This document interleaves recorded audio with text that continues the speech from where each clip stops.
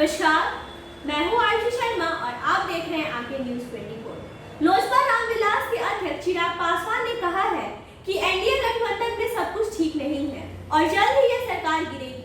उन्होंने कहा कि मुख्यमंत्री नीतीश कुमार मध्यवर्ती चुनाव की तैयारियों में लगे हुए हैं। लोजपा रामविलास के अध्यक्ष चिराग पासवान ने एनडीए में चल रहे विवाद को लेकर प्रतिक्रिया दी है। उन्होंने कहा कि जिस तरीके से भारतीय जनता पार्टी और मुकेश सहनी के बीच में दरारें सामने आ रही हैं, उसको देखते हुए लग रहा है गठबंधन में सब कुछ ठीक नहीं है।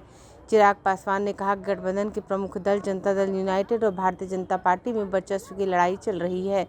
चिराग पासवान ने कहा कि बिहार में जल्द ही मध्यावधि चुनाव हो सकते हैं।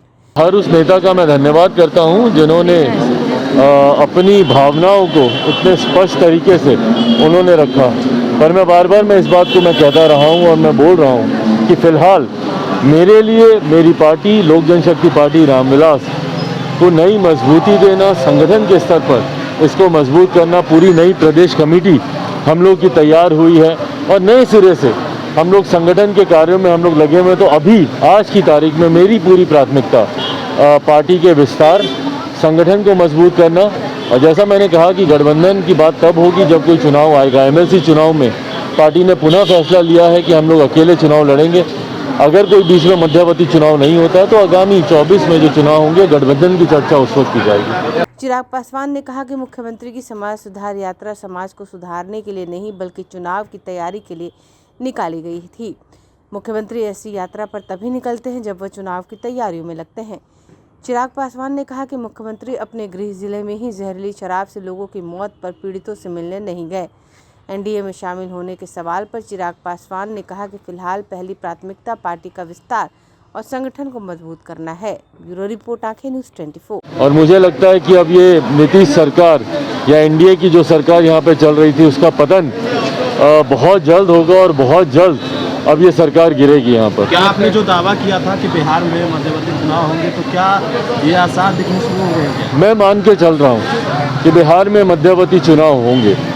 कोरोना की वजह से जो यात्रा मुख्यमंत्री जी की, जिस तथाकथित, मैं इसको तथाकथित ही बोलूँगा, समाज सुधार, क्योंकि मैं नहीं मानता कि बिहारियों को सुधारने के लिए मुख्यमंत्री जी को ऐसी किसी यात्रा पर निकलने की ज़रूरत है। बट बहरहाल जिस तथाकथित समाज सुधार यात्रा पर मुख्यमंत्री जी निकले थे, ऐसी यात्राओं पर अमूमन वो तभी निकलते हैं जब वो खुद चुनाव की तैयारियों में लगते हैं। वैसे हम लोग मुख्यमंत्री जी को बड़ी से बड़ी घटनाएं हो जाती हैं, हम लोगों ने आज तक कभी नहीं देखा कि मुख्यमंत्री नीतीश कुमार जी कहीं जाते हों या किसी परिवार से, पीड़ित परिवार से, जहरीली शराब से नालंदा में ही कितने लोग मर गए, उनका गृह जिला, पर आज तक हम लोगों ने मुख्यमंत्री को कहीं नहीं देखा कि वो कहीं आए जाएं।